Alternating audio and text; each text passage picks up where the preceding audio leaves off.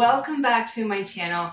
If you're new here, my name is Maryann and I'm a homeschool mom of 2 kids. In today's video, I'm sharing all of the curriculum that we're using for the 2024-2025 school year.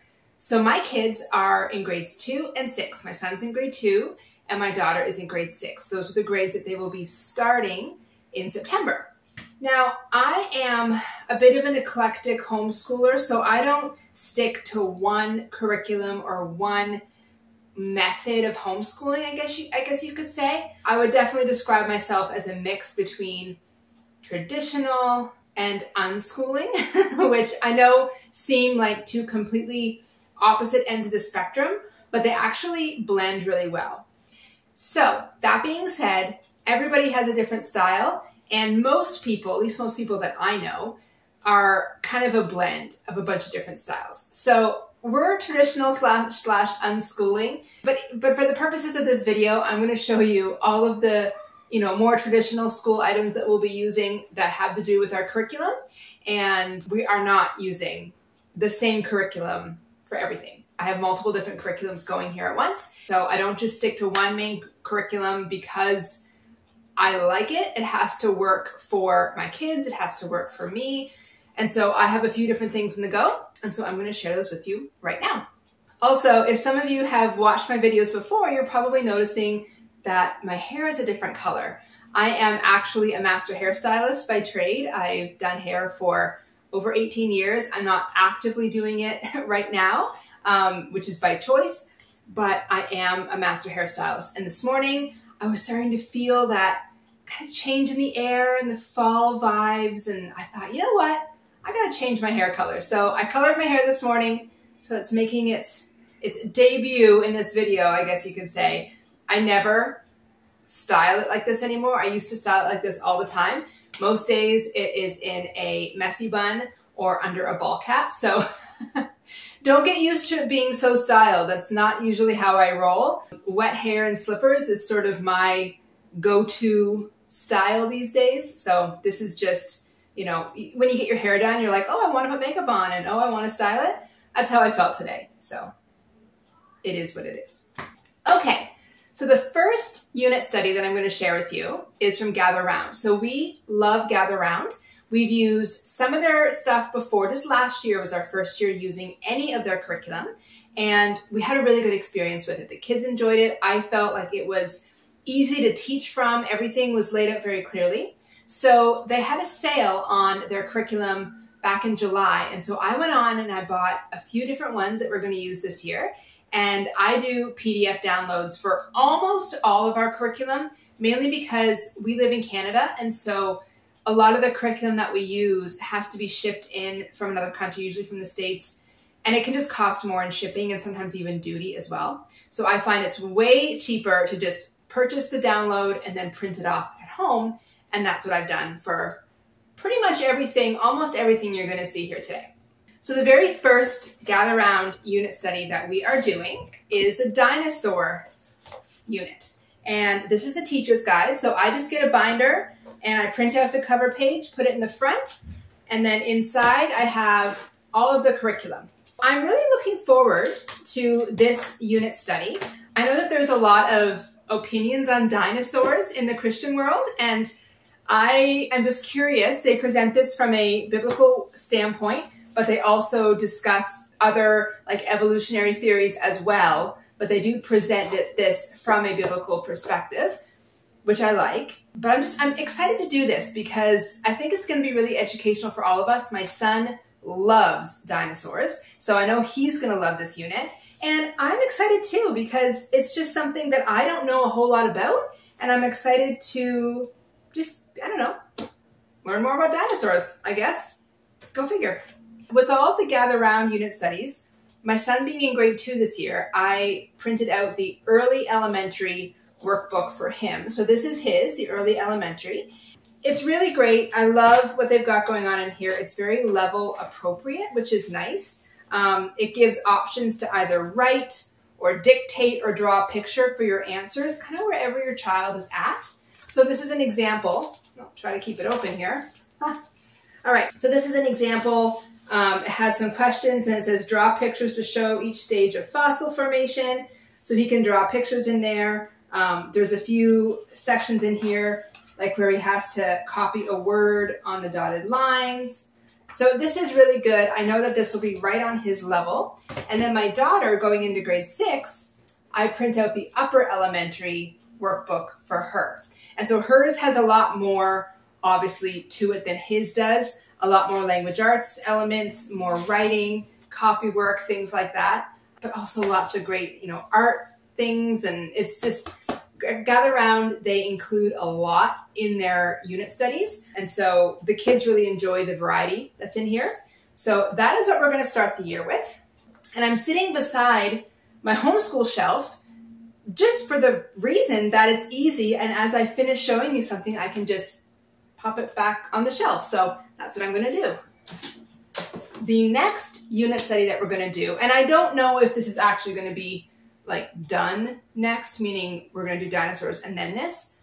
It's not important. This is the next one I'm going to show you. So this is, again, Gather Round, and it's the human body. So I'm also really excited to do this one. My daughter, she's been interested in how the body works for a while now.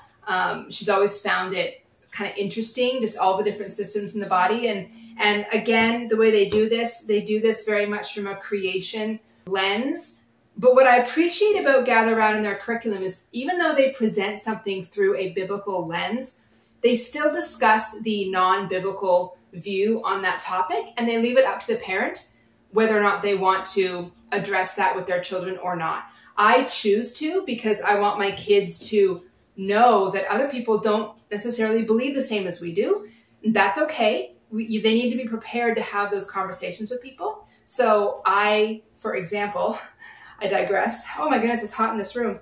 When I've taught my children about creation, last year we did the Earth Science Unit with Gather Round, and it talked about the creation of the world, and we discussed that. And I also discussed the evolutionary theory and beliefs on that we don't hold, but many people in the world do.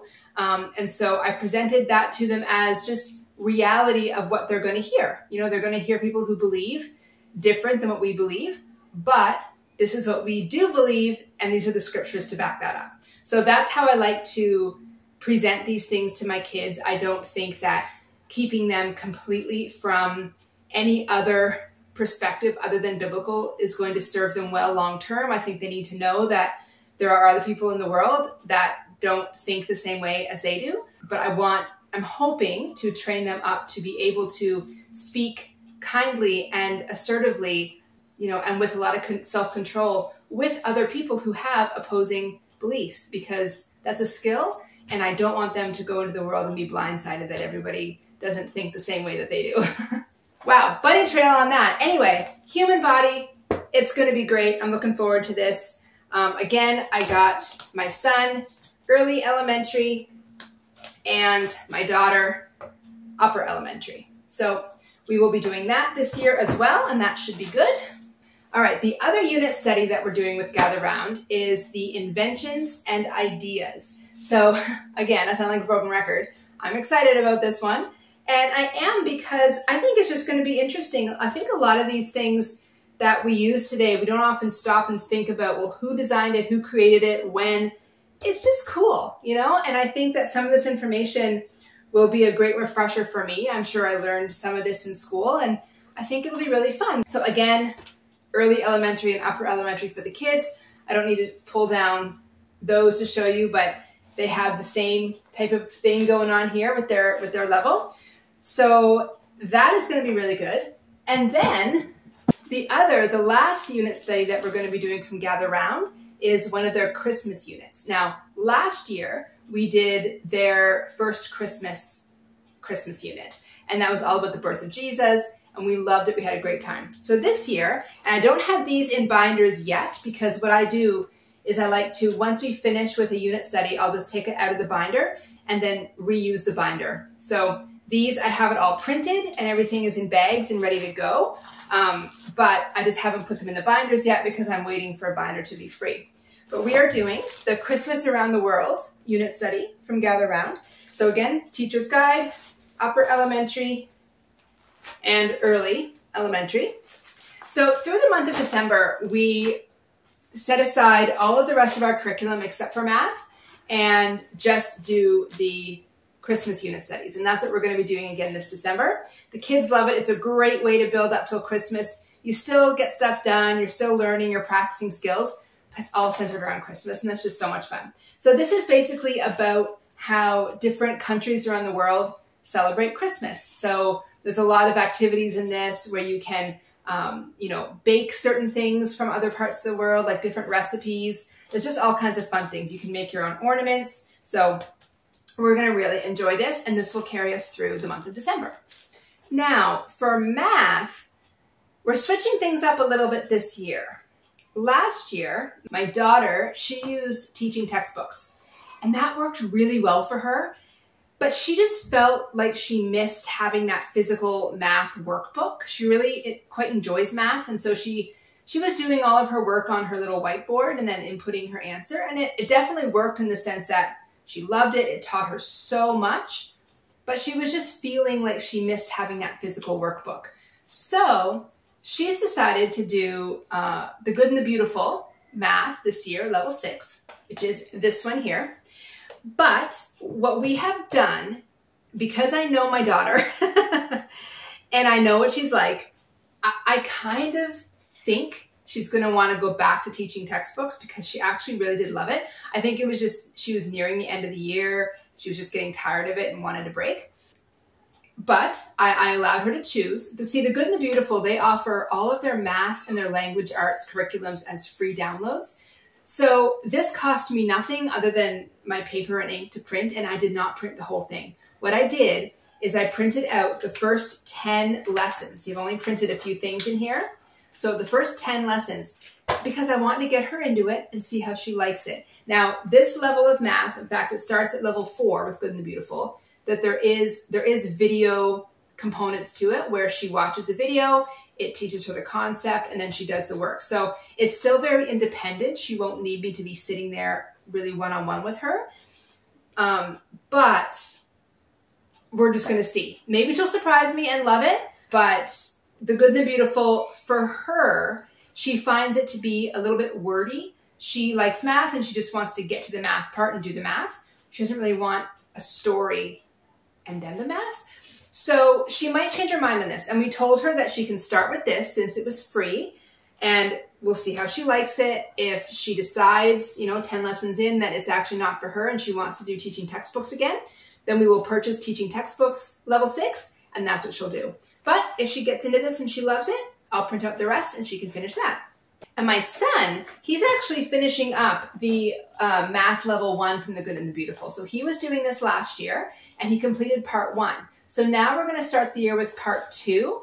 And so his math box, which is this, goes along with this curriculum. So in this box, there's all of his manipulatives, everything that he needs for his math lessons. I'll show you a few things that are in here. So there's like these little tangram pieces for making shapes and the tangram cards where he has to use the shapes to complete the image. There is, every day he does his place value. This was from last year, where he colors in his places on his 10 sticks and his 1 sticks.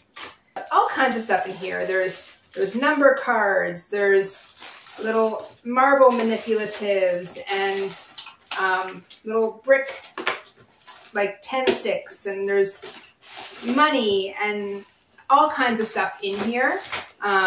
Has, game mats and stuff like this. Now, I will say, this is the older version of the Good and the Beautiful that we are using with him. It's not the updated current version, but it works perfectly well for us, and I saw no need to get rid of this and get the new one just because it was new. This works really well. Here comes my dog. Hi. I know. You're going to jingle your collar and make all kinds of noise. I'm sure you will. Little cloth that comes with his as well. Yeah, here she is. Anyway, so he's going to be doing part 2 of math level 1, Good and the Beautiful. So we're starting the year off with both of them with Good and the Beautiful math, but time will tell if my daughter actually sticks with that or if she goes back with teaching textbooks. My dog has left, apparently. This conversation was boring to her. Okay, so for language arts, my son is doing the level 1, Good and the Beautiful. I find the Good and the Beautiful is quite advanced with their language arts. So last year, he did level K, and he actually went through that very quickly. I was skipping large sections of it near the end of the year because he just caught on really well. And he's grade 2, but he's young. He's still only 6. So level 1 language arts is going to be perfect for him. I actually haven't printed the curriculum yet for this one. It's just the cover. I'm waiting because this is not what we're going to start the year with. So for both of the kids, we're trying something brand new this year, and we're using all about spelling and all about reading. So that's what we're going to start the year with for both kids, but they're going to be doing different things. My son, he's going to be doing all about reading level 1. So I was so lucky. I was able to get this teacher's manual from another homeschool mom on Facebook. And a good friend of mine had used this with her child, and she had all the workbook pages already printed out and ready to go, which she gave to me to use. Well, she lent them to me to use. So all of the workbook pages she gave me this year. And then I was able to find the teacher's manual, as well as all of the, where are they? As well as all of the flashcards. And I also have the letter tiles and all that stuff as well. I think I'm going to probably get the letter tiles app. I can foresee the letter tiles getting lost and just falling off the table and making, I don't know. I'm going to give them a go, but I'm probably going to end up getting the letter tiles app. But I've got all the flashcards and everything. So my son will be doing the All About Reading level 1. Now, my daughter, see, we've never done All About Reading or All About Spelling before. So I went online and I had them each complete the online assessment. So my daughter placed level 4 for reading and level 2 for spelling. I'm still trying to get level 4 All About Reading. To get it shipped to Canada is so expensive, and even the Canadian websites, it's a bit pricey for our budget right now. So I'm just putting the feelers out there, seeing if I can find any other local homeschool moms that maybe have used it and are done with it, and I could buy it from them. If not, we're just going to save up and we're going to purchase it a little bit later in the year. But I was able to find All About Spelling level 2, which is what she is going to start the year with. So this is the teacher's manual for All About Spelling level 2. It also has flashcards and it uses the letter tiles and whatnot. So I have the entire student packet as well as the teacher's manual for her. So she's going to be starting with this, and my son is going to be starting with All About Reading. And I forgot to show you, with his All About Reading program, it also comes with 3 readers, which are these here. So Cobweb the Cat, the Runt Pig, and Run Bug Run. So I'm really, really looking forward to this program. I have heard wonderful things about it, and I'm just really excited to switch things up a little bit and start with this. And my kids are excited too. They've been looking through some of the stuff. My son's already been, kind of flipping through the book, seeing what he can read. And we're just really looking forward to a bit of a change of pace. We usually do the Good and the Beautiful language arts, which we will be. Once we're finished with this, we're going to go back to that. But I'm looking forward to this just as something a little bit different, and it's going to make our morning just run a little bit different than usual. So I'm looking forward to that. So again, once we finish these, we're going to be going back to our regular language arts program, which for my son is the Good and the Beautiful level 1. And for my daughter is the Good and the Beautiful level 4. Now, that being said, because again, I find their language arts levels are quite advanced. My daughter's going into grade 6, but the level 4 language arts seems to be right where she's at. However, I'm curious to see, after she does the All About Spelling, I'm curious if she's actually gonna be ready for level 5 with the Good and the Beautiful, but we'll see. But that's what we're using for that. And this is what I have. This is just one of her binders here. And so I have her entire curriculum printed out in this for the Good and the Beautiful language arts. And again, she was working on this last year. You can see she's got some work done in here. but she's just going to pick up where she left off once we're done with All About Spelling. So the last piece of curriculum that we're using is this for my daughter, and this is the Good and the Beautiful's typing program. Now, I had actually purchased this a couple years ago and we just never used it, but she likes to do a lot of her writing and stuff on the laptop every now and then. So I figured this would be a good thing to set her up with. She can be completely self-led with this, and it's just going to give her practice at, learning how to type properly. So she's not, searching for the keys. So she's going to enjoy that. And who knows, maybe my son might even try a little bit, but where she can read well, like she'll just be able to independently do this on her own. So I might set her up with this while I'm working on something else with my son. Now, in our morning time basket, I have a few books that we're going to start the year off with. So we went to PEI this summer for vacation. We live in Nova Scotia, Canada, so it's not that far. We took the kids to PEI and we've been there before, but I purchased the Anne of Green Gables chapter book. I've read them the children's version of that story before, and they loved it. So I thought, you know what, I'm just going to do this as a read aloud. So I got the full novel, and that is in our morning time basket, as well as some classics from when I was a kid. Stuart Little, I used to love this book. So I kind of forget most of it. I just remember loving it. So I'm going to read this to them. And Little House on the Prairie, of course. We are homeschoolers. That tends to be the thing. But I love Little House on the Prairie. I grew up watching the shows and I've read the books and I just absolutely love it. So I'm going to read this to the kids as well. And then I actually also purchased Little Women, the chapter book, with the intention to reading it to the kids during our morning time, and my daughter has already taken it and she's already in the middle of reading it. So she was like, oh, that looks interesting. So she started that a few days ago and she's a few chapters in now. So she'll read that on her own, which is perfectly fine. And then also in our morning time basket, we have our devotional. So we have How Great Is Our God. Last year, we went through Indescribable. We read all the devotions in here, probably 2 or 3 times each. We love this. And then we got this one, I'd say halfway through, maybe a little over halfway through the year last year. So there's still quite a few in here that we haven't read yet, and we do a devotional together every morning. So this is in our morning time basket, and we're so excited to start this up again. And then the very last thing, oh, it's heavy, that I want to show you.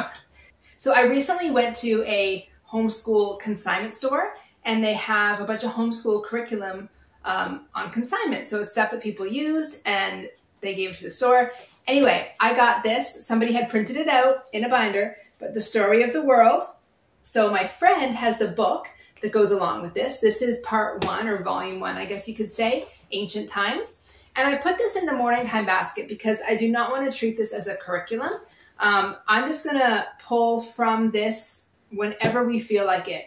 If I feel like reading something to them one morning from here, I will do so. And if there's a morning that I don't, I won't. And when we feel like doing activities, we will. So my friend is just finishing up with the actual book. And then once she's done, she's going to lend that to me. And I will be including this into some of our morning time activities. Oh, I forgot actually. And the reason I forgot is because I don't have it. So the very last piece of sort of work that we're going to have is each of my kids have handwriting books. And my daughter, she has been working through the Good and the Beautiful handwriting. My son is just starting.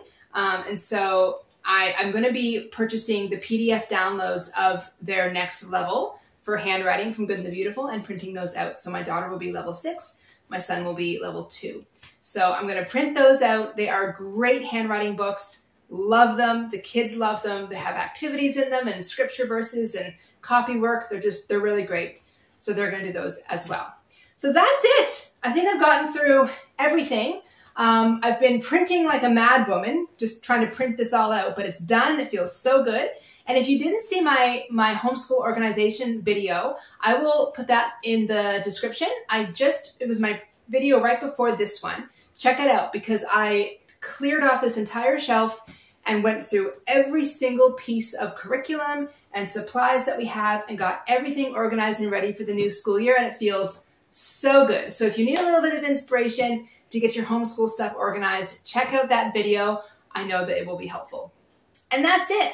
I got to get out of this sunroom because the clouds have moved and it's now getting really warm and I'm really hot. So thank you for hanging out with me today. I hope you enjoyed this, and leave it in the comments if you're using any of the same stuff that we are, and if you've used it in the past. Let me know your thoughts on it and how it worked for you. I always enjoy reading those kinds of things.